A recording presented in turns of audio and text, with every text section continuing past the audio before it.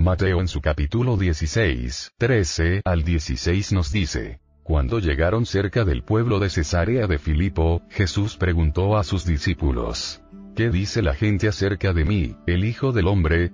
Los discípulos contestaron: Algunos dicen que eres Juan el Bautista, y otros dicen que eres el profeta Elías, el profeta Jeremías, o alguno de los profetas. Entonces Jesús les preguntó: ¿Y ustedes, qué opinan?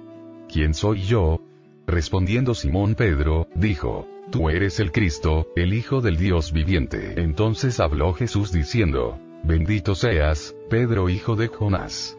Porque no sabes esto por tu propia cuenta, sino que te lo enseñó mi Padre que está en el cielo.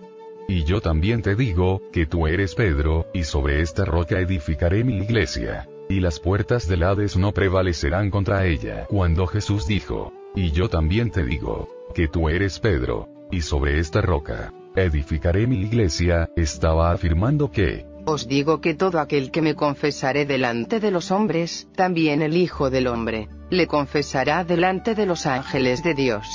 Lucas 12:8. Por tanto, esto nos da a entender que Pedro confesó a Jesús, y Jesús también lo hizo, como está escrito: A cualquiera, pues, que me confiese delante de los hombres, yo también le confesaré delante de mi Padre que está en los cielos. Mateo 10:32. De todo esto, Jesús no está diciendo que Pedro sería la cabeza de la iglesia o el primer papa, sino que estaba cumpliendo su palabra de confesar a todo el que lo confesara a él. Pero Satanás nunca podría contentarse con ver que la iglesia estaba cambiando a todo el mundo y dirigiéndolos hacia Jesús.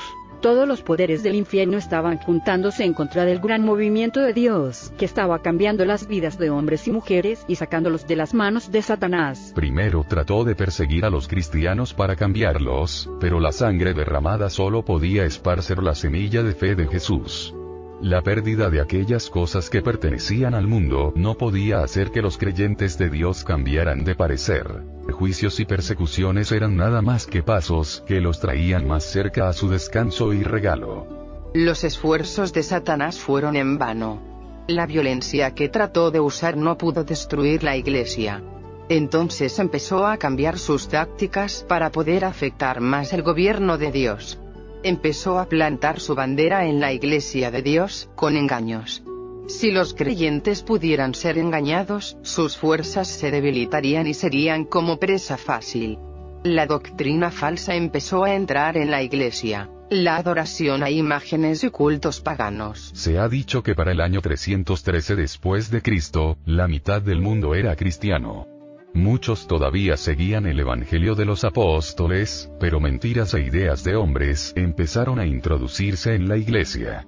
San Pablo había avisado y hablado sobre estas cosas en el libro de Colosenses 2:8 y Jesús en Mateo 15:9. Poco a poco empezaron a quitarle cosas a la iglesia. En vez de recibir el Espíritu Santo, uno nada más tenía que ser ungido con aceite. En vez de ser bautizado por inmersión, nada más había que salpicar con gotas de agua. El bautismo de infantes fue introducido, igual que el bautismo en el nombre del Padre, Hijo y Espíritu Santo. Entonces surgió un hombre poderoso llamado Constantino, que obtuvo gran poder en Bretaña y Francia y finalmente se hizo el emperador de Roma. Se dio cuenta que la iglesia era muy grande para destruirla. Crecía más fuerte en vez de débil por sus sufrimientos. Él decidió que no sería enemigo de la iglesia sino que se iba a hacer amigo.